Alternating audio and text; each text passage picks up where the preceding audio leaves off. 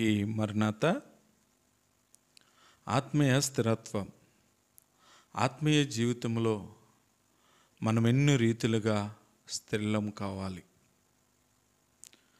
వాక్యాన్ని చూసుకుంటే ఫిలిప్పీ పత్రిక 4వ అధ్యాయం 1వ వచనములో ప్రభువునందు స్థిరముగా ఉండాలి. రెండవదిగా మనం చూసినట్లయితే విశ్వాసమందు స్థిరులుగా ఉండాలి.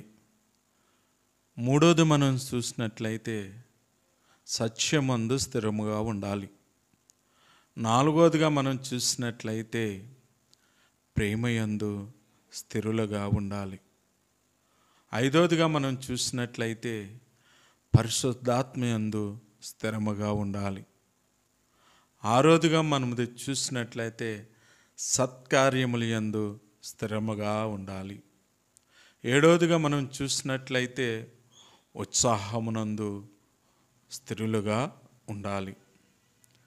దేవుని ప్రియ సహోదరి సహోదరులారా, మనము ఏ రీతిగా దేవునిలో వెతుకుతున్నాం? ఒక్కసారి ఆత్మీయ స్థితి మనది ఏ రీతిగా ఉంది? ఈ 7 మాటలకు సరిపోయినట్లుగా ఉందా, లేక ఇదిగో లోకాన్ని అనుసరించి తిరిగేదిగా ఉందా? ఒకసారి మనం చూసుకుందామా?